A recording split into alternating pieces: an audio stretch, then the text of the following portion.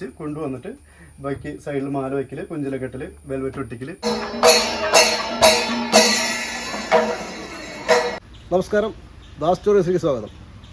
ഞാനിപ്പോൾ വന്നിരിക്കുന്നത് മാള പൂപ്പത്തിയിലാണ് വന്നിരിക്കുന്നത്. ഫാൻസി നെറ്റിപ്പട്ടങ്ങൾ ഉണ്ടാക്കുന്ന ഒരു യൂണിറ്റിലാണ് വന്നിരിക്കുന്നത്. അവിടുത്തെ വിശേഷങ്ങൾ, കാഴ്ചകൾ നമുക്ക് കാണാം. നമസ്കാരം. നമസ്കാരം. പേര്? സതീഷ് അല്ലേ? അപ്പോൾ ഇവിടെ മെയിനായിട്ട് എന്താ ചെയ്യുന്നത്?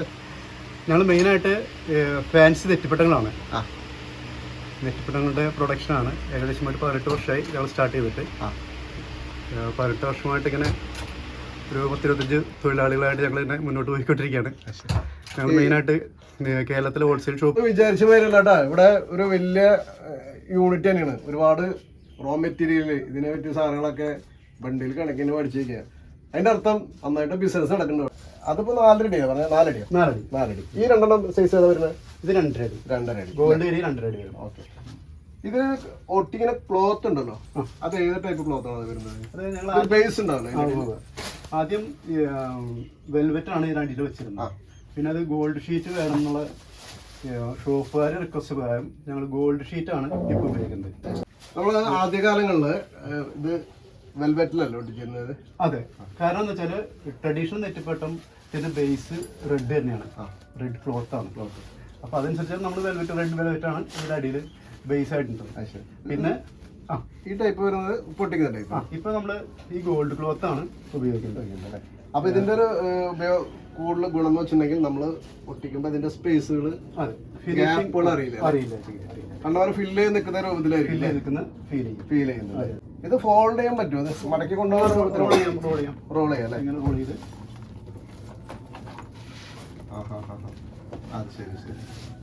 റോൾ ചെയ്ത് നമുക്ക് പാക്ക് ചെയ്ത് കൊണ്ടുപോകാം. ഇപ്പൊ എല്ലാവർക്കും അയക്കിട്ട് ഇതുവരെ റോൾ ചെയ്തിട്ട് ബോക്സിലാക്കിയിട്ട് അയക്കും. യൂണിറ്റിന്റെ പേര് ഒലിവ് ഹാൻഡിക്രാഫ്റ്റ്. ഒലിവ് ഹാൻഡിക്രാഫ്റ്റ് അല്ലേ? ഞങ്ങളുടെ ഓഫീസ് മാളയിലാണ്. ഇപ്പോൾ വർക്ക് എടുക്കുന്നത് വീട്ടിലും. ഇന്ത്യക്ക് അകത്തും പുറത്തും ഒരുപാട് രാജ്യങ്ങളിലേക്ക് കയറ്റി അയക്കുകയും ചെയ്തിട്ടുണ്ട്. വീടുകളുടെ അലങ്കാരക്ക് വേണ്ടിയിട്ട് ഉപയോഗിക്കുന്ന നെറ്റിപ്പട്ടമാണ്. ഇത് 10 അടിയുള്ള ഹൈറ്റിലാണ് നിൽക്കുന്നത്. ഇത് 4 അടി നെറ്റിപ്പട്ടമാണ്. 4 അടി നെറ്റിപ്പട്ടം. ഇത് എങ്ങനെ ഇപ്പോൾ നെറ്റിപ്പട്ടത്തിൽ കുറെ കൊമളകളൊക്കെ കാണുന്നുണ്ട്. ഇപ്പൊ ഇതിന്റെ ഒരു ഐതിഹ്യം എന്നൊക്കെ ഉണ്ടാവല്ലോ. നമുക്ക് എല്ലാ നെറ്റിപ്പട്ടങ്ങളും ഓരോ രൂപകൽപ്പനയാണ് ചെയ്തിരിക്കുന്നത്, ഓരോ രൂപത്തിലാണ്. അപ്പൊ എല്ലാവരും ഇങ്ങനെ ഓരോ പോലെ നിർമ്മിക്കാനായിട്ട് ഇതെന്താ എന്റെ ഒരു ആധികാരികമായിട്ട് നെറ്റിപ്പട്ടലുള്ളത്? ഇതില് 33 കോടി ദൈവങ്ങളുടെ ഒരു സങ്കല്പമാണ് ഒരു നെറ്റിപ്പട്ടം എന്ന് പറയുന്നത്.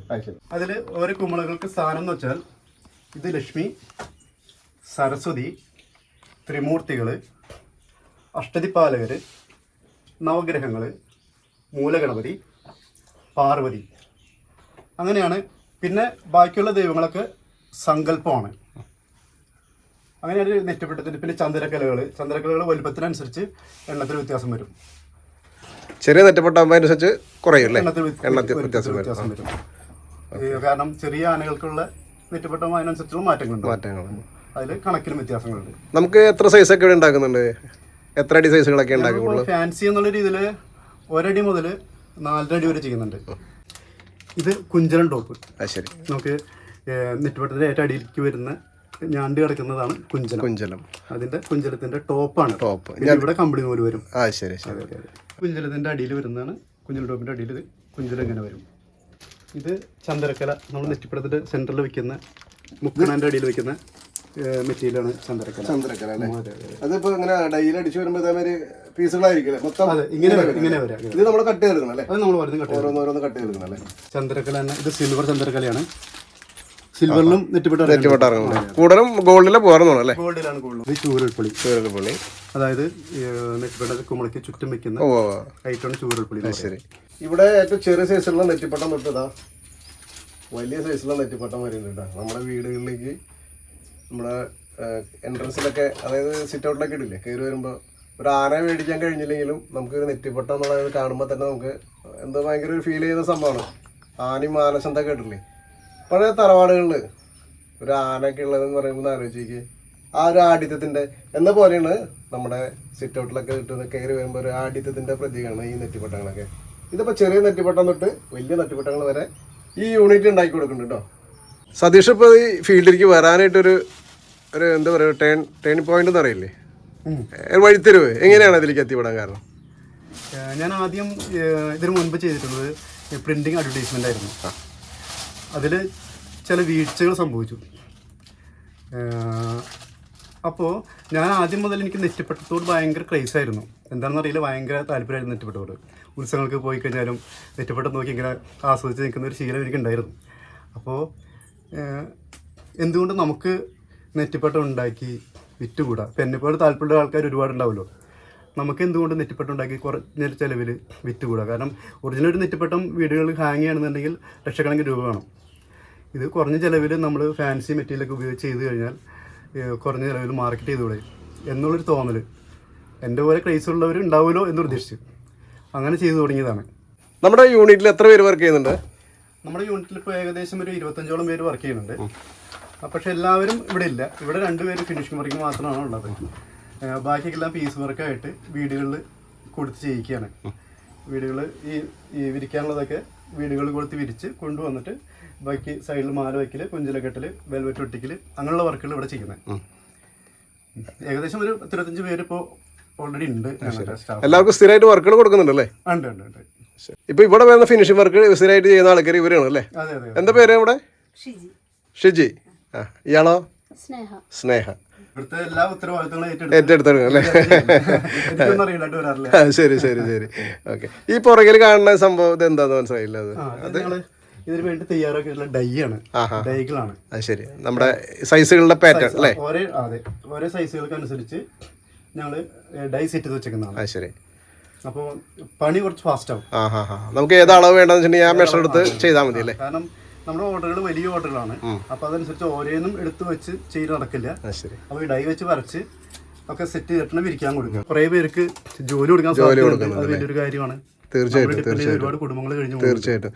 പ്രത്യേകിച്ച് നമ്മുടെ സ്ത്രീകൾക്ക് പുറത്ത് പോയി ജോലി ചെയ്യാതെ അവർ വീടുകളിൽ ഇരുന്ന് കുറേ ജോലികൾ ചെയ്തിട്ട് അവിടെ കൊണ്ട് കൊടുത്താൽ മതിയല്ലോ. അപ്പോൾ ഏറ്റവും വലിയൊരു സൗകര്യമാണ് അത് അവർക്കൊക്കെ. അവരെ സംബന്ധിച്ച് അവരെല്ലാ ആവശ്യങ്ങളും കഴിഞ്ഞിട്ട് അവരിന്ന് ചെയ്യുന്ന വർക്കാണ്. അതെ. അപ്പോൾ അവർക്കും ഒരു വരുമാനമായി. തീർച്ചയായിട്ടും.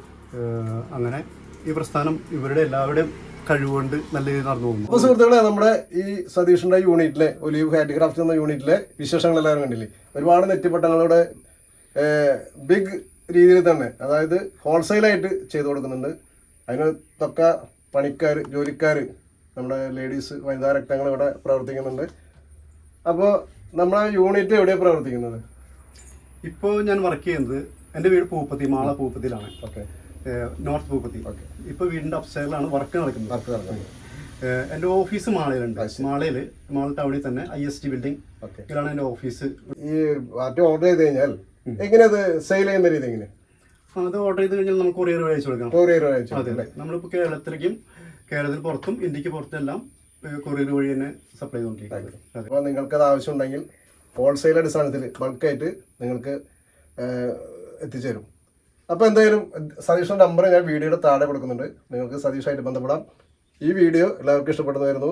നിങ്ങളിത് ലൈക്ക് ചെയ്യുക, ഷെയർ ചെയ്യുക, മറ്റുള്ളവരിലേക്ക് എത്തിക്കുക. എന്തായാലും നമ്മുടെ ചാനൽ സബ്സ്ക്രൈബ് ചെയ്യുക. അപ്പോൾ മറ്റൊരു വ്യത്യസ്തമായ വീഡിയോ കാണാം.